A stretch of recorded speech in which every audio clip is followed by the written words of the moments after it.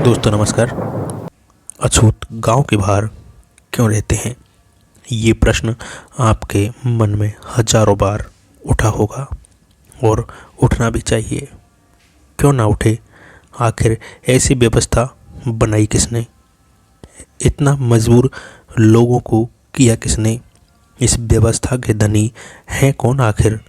तो चलिए आज इस टॉपिक में हम आपको बताते हैं बाबा साहब के द्वारा लिखी गई पुस्तक से अछूत गांव के बाहर क्यों रहते हैं। दोस्तों, यह तथ्य जितना निंदनीय है उतना कम। इतना निंदनीय तथ्य है कि जिन लोगों को इस बारे में बहुत अधिक जानकारी नहीं है वे भी इसका इतना तो संज्ञान करते ही हैं, अथवा उन्हें इतना तो मालूम ही है, फिर भी किसी व्यक्ति ने यह नहीं सोचा कि यह एक गंभीर मामला है जिसका संतोषजनक समाधान होना चाहिए। यह कैसे हुआ कि अछूत गांव के बाहर रहने लगे? क्या उन्हें पहले अछूत घोषित किया गया या फिर बाद में, और फिर उन्हें गांव से बाहर निकाला गया और उन्हें बाहर रहने के लिए बाध्य किया गया, या फिर वे क्या पहले से ही गांव के बाहर रहते थे और उन्हें कालांतर में अछूत घोषित कर दिया गया? यदि हमारा यह उत्तर हो कि वे पहले से ही गांव के बाहर रहते थे, तो अगला प्रश्न यही होता है कि उसका कारण क्या है। आखिर अछूत बने कैसे और अछूत गांव के बाहर रहने कैसे लगे? इसका कुछ तो कारण होगा। क्योंकि अछूतों के अलग आवास होने के प्रश्न पर हमने पहले कभी किसी ने विचार किया ही नहीं, इसलिए स्वाभाविक तौर पर इस बारे में किसी का कुछ सिद्धांत है ही नहीं कि अछूत गांव के बाहर क्यों रहने लगे। यह तो हिंदू शास्त्रों का मत है, और यदि कोई इसे सिद्धांत मानकर उचित कहें तो वह कह सकता है।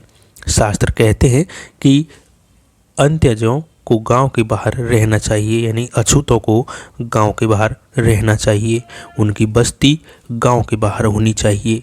दोस्तों, उदाहरण के लिए मनु का कथन कहता है कि चांडालों और खच्चरों का निवास गांव से बाहर होना चाहिए, यानी जिसे छुआ ना जा सके, जिनकी छाई हमारे ऊपर नहीं पड़नी चाहिए। ऐसे लोग जो अछूत हों, जिनकी शक्ल देखने तक हमारा काम खराब हो जाए, ऐसे लोगों को गांव से बाहर रहना चाहिए।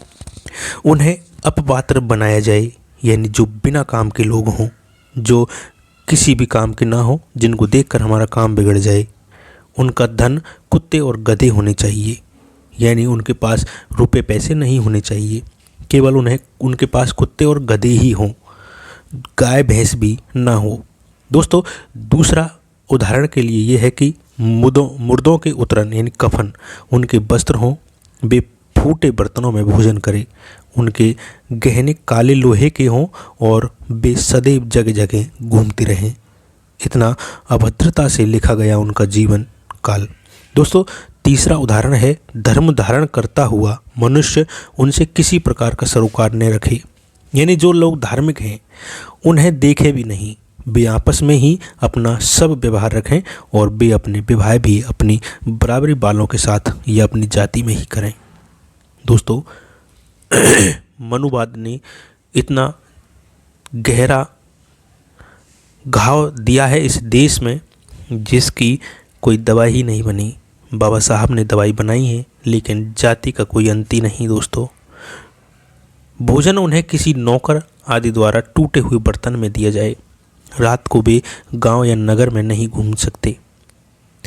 दोस्तों, दिन में वे अपने काम के लिए जा सकते हैं, किंतु उन्हें राजा की आज्ञा से सहचिन्ह होना चाहिए, यानी राजा को लगना चाहिए कि ये अछूत हैं। हाँ, यह शास्त्र के उक्त मर्यादा है, शास्त्रोक्त मर्यादा है कि वे ऐसे व्यक्तियों की लाश शमशान ले जावें जिनका कोई संबंधी न हो। यानी अगर कोई आदमी लावारिस है, अनाथ है और वह उसकी मृत्यु हो जाती है, तो केवल उसी को वे शमशान घाट ले जा सकते हैं, यानी जिसके आगे पीछे कोई ना हो उसे। मरे हुए जानवरों को भी वो उठा सकते हैं और उनके ऊपर दंड भी था। राजा की आज्ञा से वे दंड नीति के अनुसार सदैव अपराधियों का वध करें और वे उन अपराधियों के वस्त्र बिस्तरें और गहने ले लें। यानी राजा का ये आदेश था कि वो अपराधियों का वध करें और उनकी जो प्रॉपर्टी है उसको वो अपने पास रख लें। दोस्तों, ये तो बहुत सारे उदाहरण थे, लेकिन शास्त्रों के इन कथनों का क्या निष्कर्ष निकाला जाए? आखिर इन शास्त्रों में क्यों लिखा मनु ने? उनकी दोहरी व्यवस्था की जा सकती है। जब शास्त्र कहते हैं कि अछूतों को गांव के बाहर रहना चाहिए, तो उनका इतना ही हो सकता है कि अछूतों को वहीं रहना चाहिए जहां वे ठहरते हैं। यह एक व्याख्या है। दूसरी व्याख्या यह हो सकती है कि जिन्हें अछूत घोषित कर दिया गया है उन्हें गांव के अंदर रहने की अनुमति नहीं दी जानी चाहिए, बल्कि उन्हें गांव के बाहर जाकर अपने टोलों में रहने के लिए मजबूर करना चाहिए। शास्त्रों की इन दोनों व्याख्याओं से दो संभावनाएं उत्पन्न होती है। एक तो यह कि अछूतों के गांव के बाहर जाकर रहने का छुआछूत से कोई संबंध नहीं, एकदम आरंभ से ही वे गांव के बाहर रहते आए हैं। उसके बाद जब उनके माथे पर छुआछूत का कलंक लग गया तो उनका गांव में आना निषिद्ध हो गया।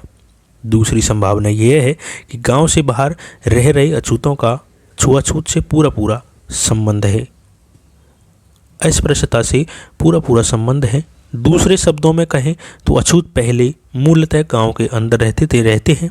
बाद में जब उनके माथे पर छुआछूत का कलंक लगा तो वे गांव को खाली करके गांव से बाहर रहने पर मजबूर हुए। इन दोनों बातों में से कौन सी बात अधिक मान्य है? तो दोस्तों, दूसरी संभावना तो स्पष्ट तौर पर ही निरर्थक और बेसिर पैर की कल्पना है। इसके खोखलेपन को दिखाने के लिए एक ही तर्क काफ़ी है। हम जिस बात पर विचार कर रहे हैं वह किसी गांव और किसी एक क्षेत्र की बात नहीं है। यह पूरे भारत में फैली हुई बीमारी है। अछूतों को गांव से निकालकर बाहर बसाना बहुत बड़ी बात है। किसने और कैसे यह इतनी बड़ी व्यवस्था की होगी? यह किसी चक्रवर्ती राजा की आज्ञा के बिना नहीं हो सकती थी। उसके लिए भी उन्हें इस प्रकार एक जगह से हटाकर दूसरी जगह बसाना असंभव कार्य था। चाहे संभव हो या असंभव हो, यह किसी चक्रवर्ती राजा का ही कार्य हो सकता है। यह कौन सा चक्रवर्ती राजा होगा जिसे इसका जिम्मेदार ठहराया जा सकता है?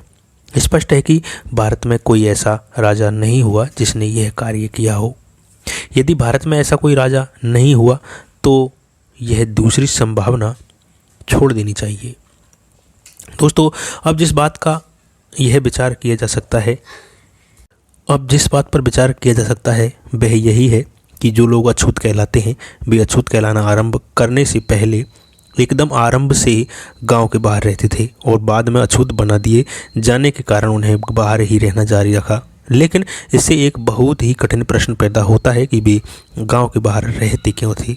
उन्हें ऐसा करने के लिए किसने मजबूर किया? इसका उत्तर यही है कि समाजशास्त्र के विद्यार्थी को संसार भर में आदिम समाज के वर्तमान रूप धारण करने के संबंध में जिन बातों की जानकारी है उनका